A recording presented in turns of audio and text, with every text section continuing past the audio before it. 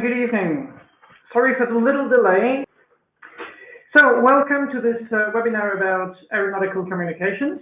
Once again, my name is Jeff, and I'm a former air traffic controller. I now run a consultancy company for aviation safety, and I'm your host. Today, we will be looking at a little bit of radiotelephony technique.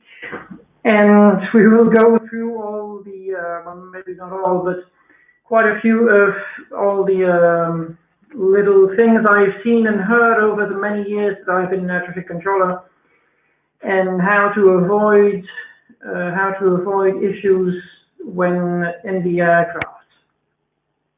So I hope you're all comfortably installed, and that some of you actually have sent in their questions. I'm just opening them right now. Okay. So, what I would like to start with is a general introduction about radio communications. The most important thing to remember when you're sitting in the airplane, for controllers who are sitting in the tower or in the center, your party, the person to whom you're talking, cannot see you. And okay, I know I'm telling you something very obvious here, but from my experience as a controller, it's one of the things that that seemed the less obvious to people. Although we don't see you, we don't understand, we're not in your thoughts, we're not in your brain, we can't imagine what you're thinking at the moment you're talking to us for controllers.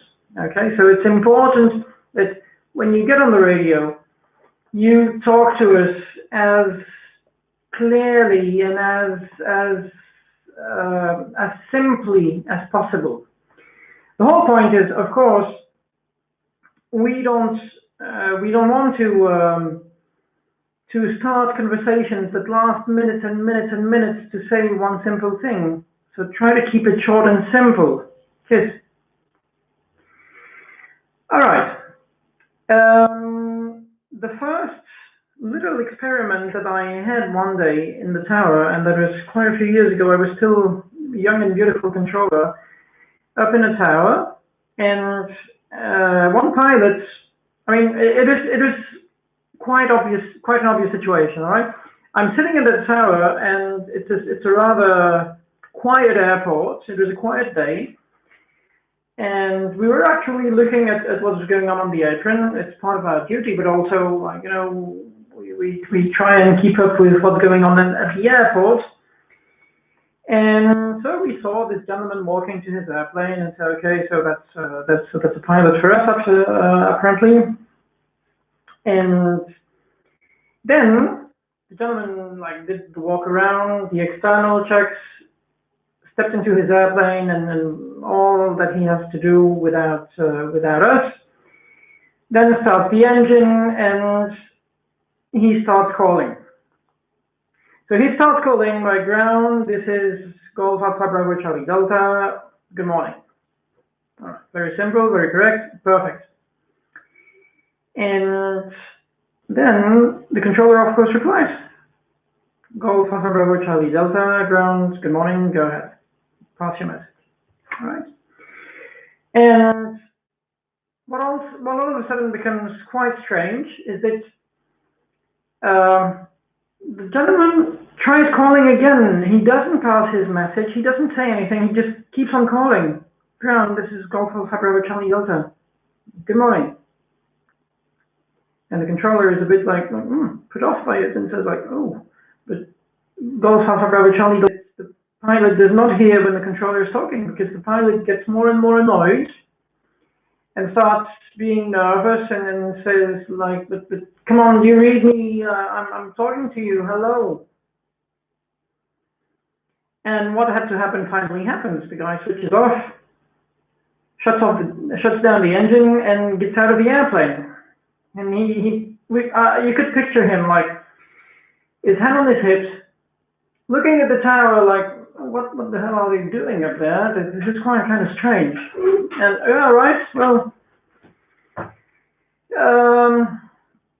So eventually reaches out to his pockets and takes his cellular phone and then calls us on the phone and say like, hey, guys, what's going on with you? I'm trying to call you here and you don't reply.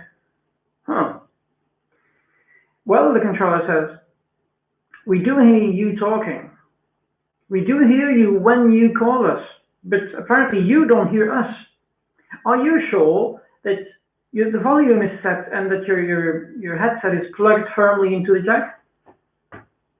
And then there's a short silence as the guy like realizes, and it's almost like in a cartoon, you know, when there's a light bulb coming up over the head of the main character. And then the guy says, oh, yeah, Eureka. That's the problem. This is why I'm doing this presentation here, because I would like to go through a few things with you that may sound too simple or too obvious, but still they cause problems. All right. So the first thing that we want to do when you step into the airplane is so you do your checks and everything. You plug yourself in. You plug the headset, a squelch button, push the test button so that you hear sound in your headset. That's the only purpose of it. If you push the test button or switch it on somehow, some are rotary switches, some are just push buttons, or if you reduce the squelch to essentially 0, then what's going to happen is that the radio will send blank noise into your headset. You know, the blank noise is a little bit like when we were kids. And well, you probably were kids after me, but when I was a kid, and you were on the screen, and you would just hear blank noise.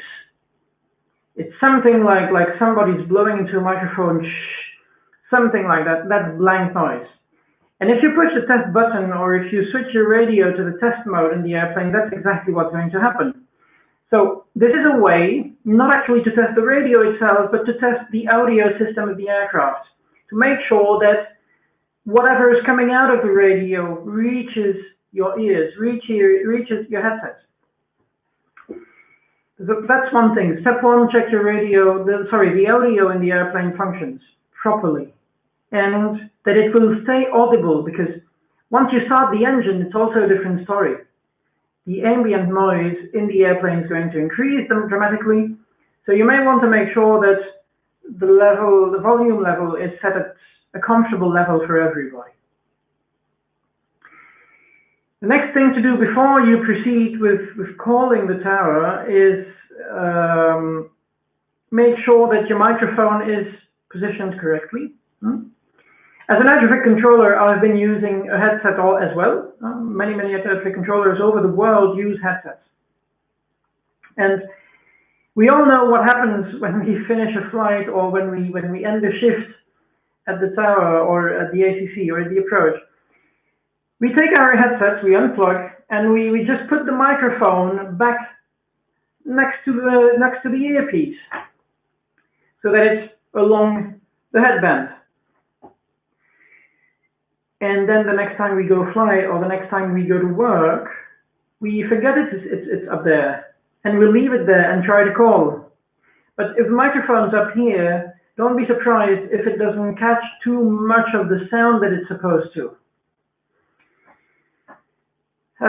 So make sure the microphone is in the correct position. You can actually put it here, because it's very it's actually quite efficient, because here you get the sound coming from your throat, but the microphone doesn't catch the wind, the air that's expelled from your mouth when you talk.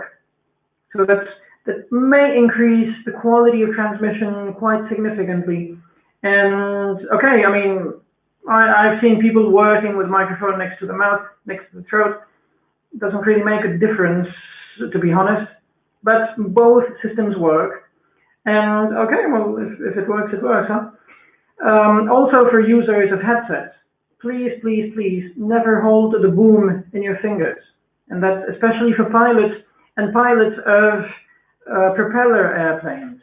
Now, what happens in a propeller airplane is that the whole airplane tends to vibrate a lot because of the propellers, because of the engine running. All right. Well, the boom of the headset was specifically designed, the way it's attached into the earpiece, and the material that's used, the way it's constructed, all that is specifically designed to absorb the vibrations of the airplane. Now, if you prevent it from moving by holding it firmly, then actually what you're doing is that you're retransmitting vibrations to the microphone. And again, it's detrimental to the quality of transmission. Now, another thing that may be interesting for many of you, because not everybody is using a headset. I still see here and there a few pilots using a handheld microphone. And okay, I mean, everybody's, to everyone their own. But what you want to do when you use a handheld microphone is to use it close to where you're speaking. Don't here or somewhere. No, that doesn't work. It's again something very obvious, but it kind of starts making sense. And I'm going to use this pen as a microphone. Okay, let's just all pretend this is a microphone. It's very thin. And I'm starting to speak and say like, Tower, good morning. This is Golf Alpha Bravo Charlie Delta.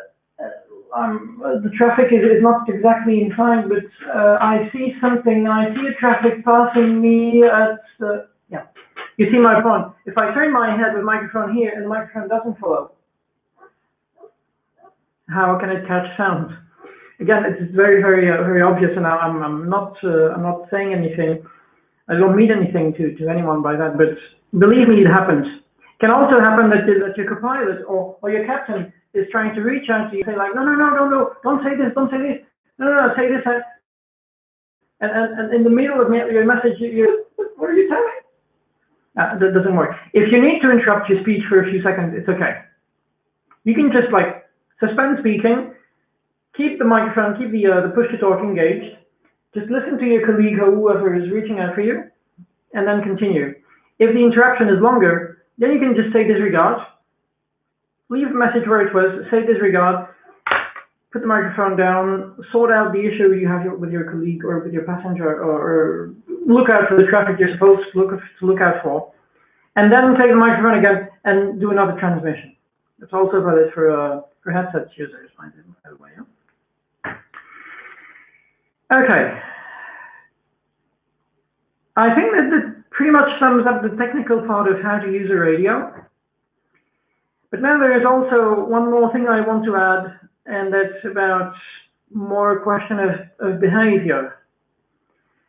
We all understand, we've all been there, that communication between pilots and air traffic controllers are dialogues.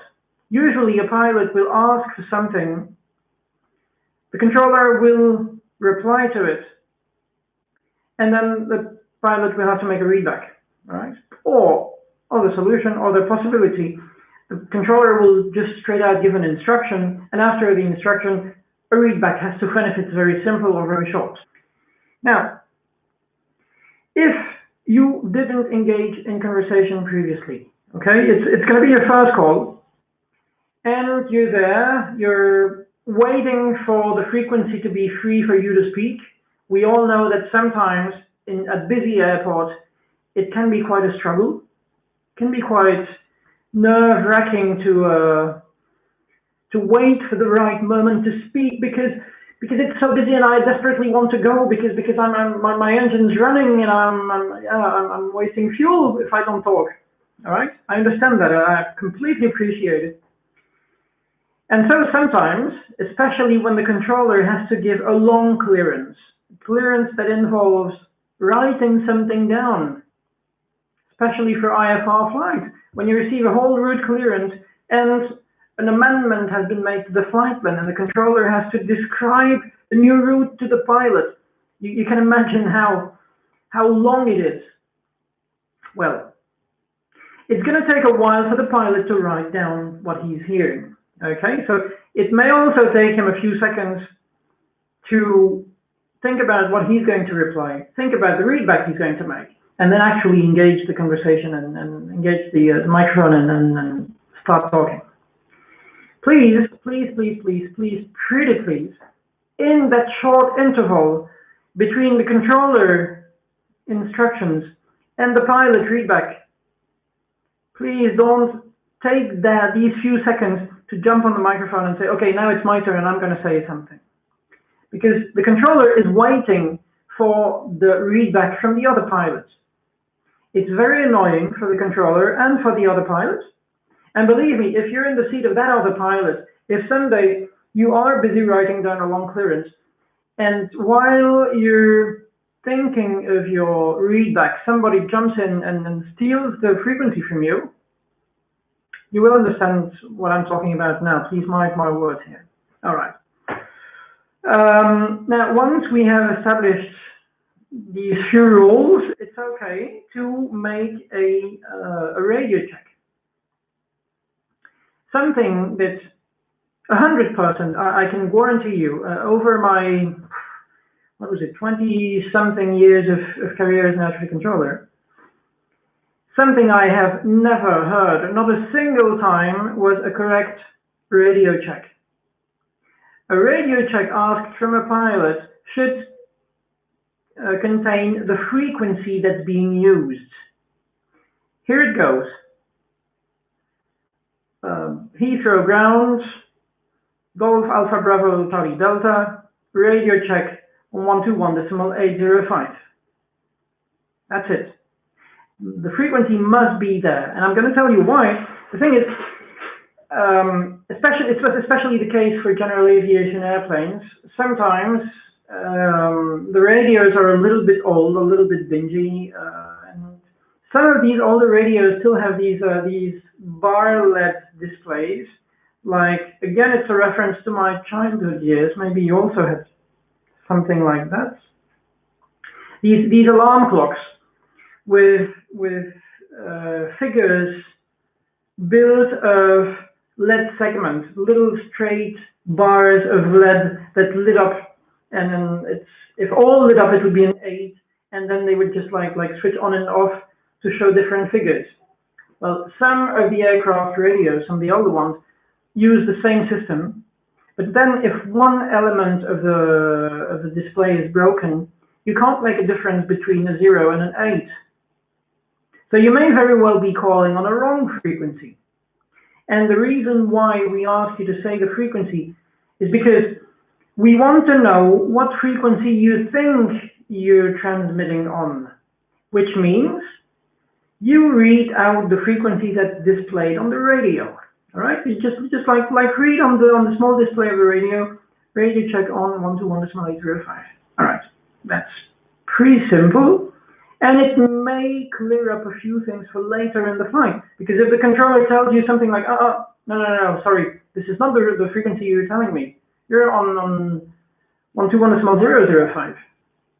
There, you know, you have a problem, and the radio is behaving incorrectly. All right. The response to a radio check will always be something like reading you and a figure 1, 2, 3, 4, 5. If somebody ever asks you to do a radio check, sometimes the controller also wants to check their radios, or if you're a controller and the pilot asks you for a radio check, don't say something like reading you between 4 and 5. This is completely ridiculous. There are 5 figures. Please just stick to that. If you can't make up your mind, just pick one of the 2, all right? They all have a different meaning.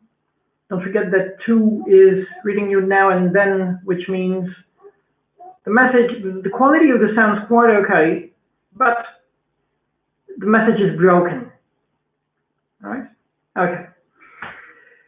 The last thing I want to talk about here, about these radio techniques, is how sometimes there are two types of pilots. Let's put it that way. The pilots who don't want to talk, and it's extremely difficult for us to elicit information from them. I literally remember somebody to whom I asked Golf Alpha Bravo Charlie Delta report altitude, and the gentleman said not going to work. So and then there's the other type of pilots, the ones you just can't stop, and even if you try to say no, wait, don't talk now, I'm going to call you back later because right now I have to deal with somebody else, and I'm happy you're here, but don't just come in yet. I'll get back to you, okay? I'm really happy to hear about you, but let's wait a little. And these pilots are also a little bit difficult for us because they want to talk, they want to say so many things, and at that moment when somebody had to turn to set the ILS, or somebody was on very short final and needed a landing clearance and won't get it because somebody else is talking, all right? So I hope you understand here what I mean. All in the summer afternoon, and we have that pilot calling, and we were delighted because, to be honest, it was meetings with or fly-ins with old-timers. So we were all excited to see the flight plan pop up and say, like, yeah, this guy is going to cross the CTR, and we like to climb to descend to 1,000 feet to avoid that TMA. Then after that, I would like to climb back to 4,000 feet to be over that TMA, and yeah, it's a message of 2 minutes. My colleague says, Delta Alpha Mike Echo, standby, because there's one aircraft short final, one who needs to turn because otherwise he's going to cross localizer, to cross the ILS, and going to miss his approach. And when my colleague tells standby to that gentleman, he has the best idea in the world. Oh, Roger, Delta Alpha Mike Echo, I am alone in my Messerschmitt, and I am flying to Duxford, and I would like to cross your TMA, etc. And he says his whole message completely from A to Z, completely again. Well, that was a go around, that was a misapproach, and it was really, really unpleasant. What we want from you when we say standby is actually we mean wait and I will call you. We don't even want to read back of that. Standby means, okay, don't say another word for the time. I promise you I will call you back, okay? And it's controller's job to do it. I'm not saying that if after 10 minutes the controller still didn't call you back, that you can't remind him or her, like, excuse me, I'm still here, by the way. It's okay, sometimes controllers do make mistakes. We have to be honest with everyone, all right? But if you hear standby, then just don't even react to it. Just stay outside controlled airspace, because if you haven't received a clearance to cross or to enter controlled airspace, standby does not tell you that you can enter. It's very important. Standby means don't talk for the moment. Stay outside controlled airspace. If you need to make 360s, if you need to change your heading and go left, go right, whatever, it's up to you. You're outside controlled airspace. You do what you want. But don't enter controlled airspace without a clearance just because somebody told you standby. All right? Okay, very good. Now we're going to go through a few questions that I was lucky enough to receive. And the first one comes from Belgium, from Dominic, who already sent us a question the last time. Welcome back, Dominic. I'm happy to hear you. He's coming us from a location that is still isolated in Belgium. By the way, I hope that everybody's safe at home. And Dominic asks, could you clarify the correct use of the following words in RT? In extento, repeat versus say again, both being frequently misinterpreted by pilots and controllers, I have to add, as being closely identical because of their similar meaning. Okay. I understand Dominic's take on the situation. It's completely correct. Repeat and say again sound very much alike, but they have one major difference, and that difference is that repeat does not exist in aeronautical communications.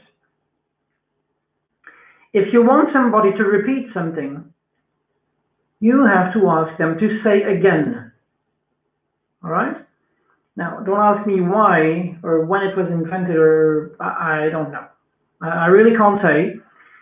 What I can tell you is that ICAO in Annex 10 tells us if you want somebody to repeat a message, say again.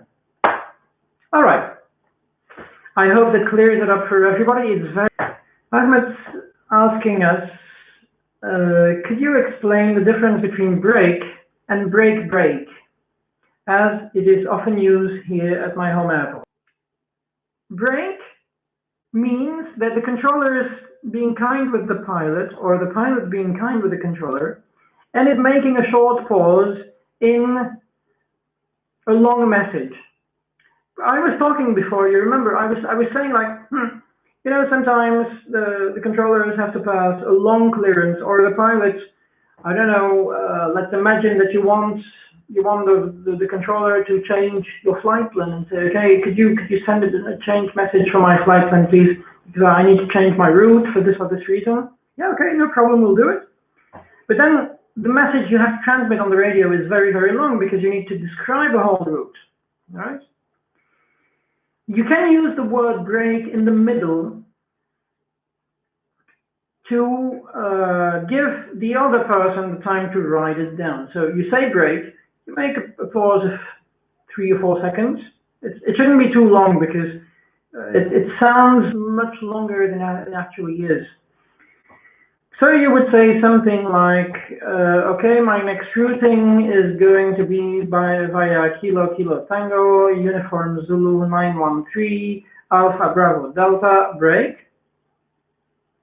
Upper Tango also be used if you have to, now I'm talking to the controllers, if you have to pass a clearance, like for example, a conditional clearance with a lot of attachments to it, like after 3,000 feet do this, then continue climb to, then turn left to intercept radial so much. Okay, that's also a case where I don't like to, I don't want you to understand it as I'm criticizing anybody, but usually in a lot of instances, in many cases, if you hear break, it means that the controller has had a little bit of trouble determining the best priority in the messages he's sending on the radio.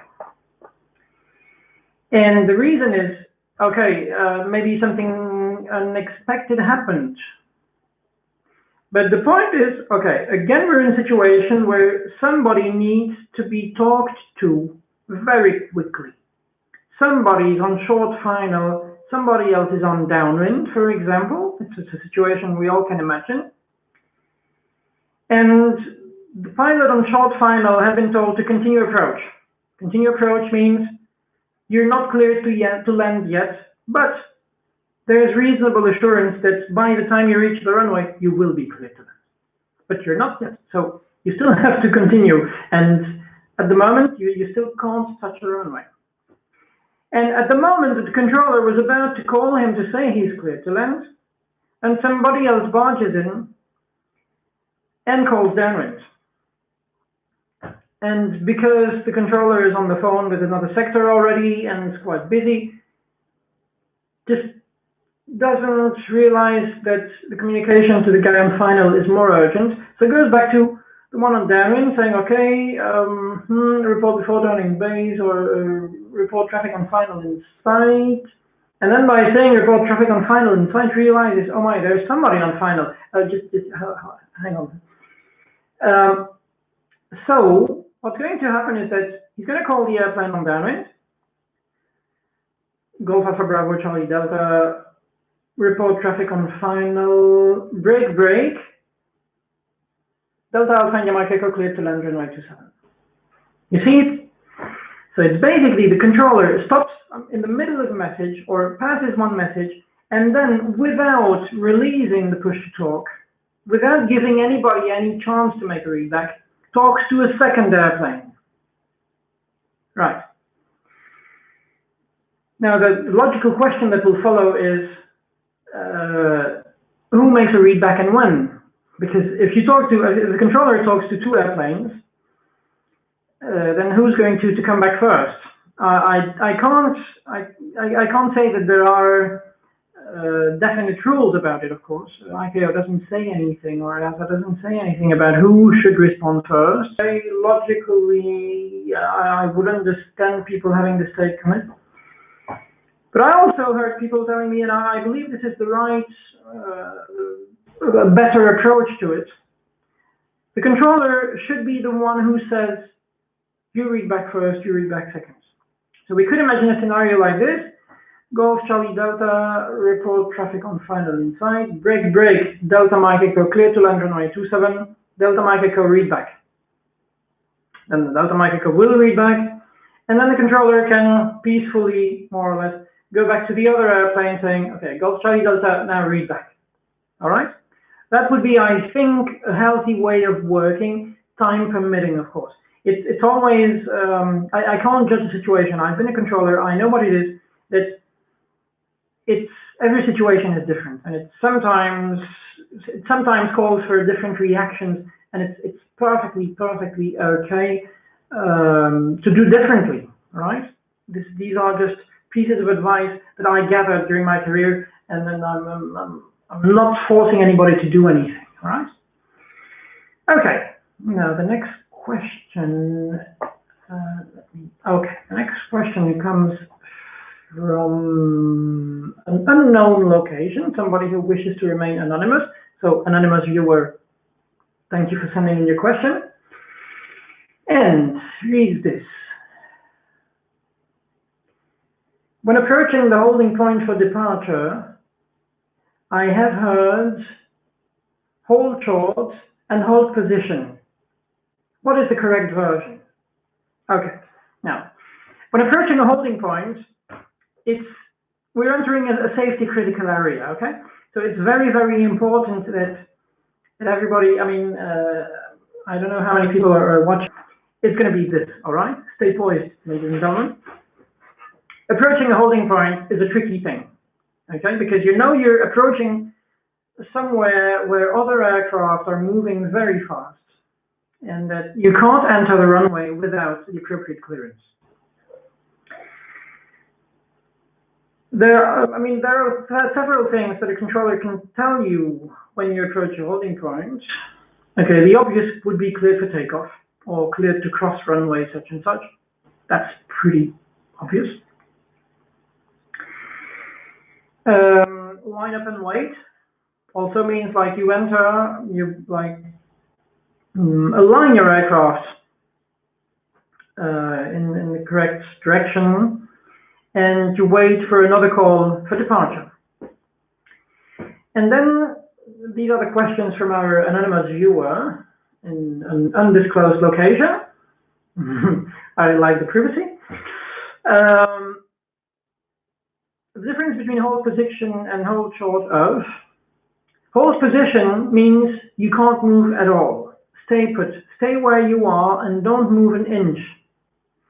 Hold short runway 27, for example, means you're still allowed to move your airplane up to that yellow line, up to that holding point, if you're not already there. So it means that if you're already at the yellow line, or at the stop bar, if there's a stop bar, these red lights across the taxiway, and the controller tells you hold short, it means don't move. You can't go any further anyhow.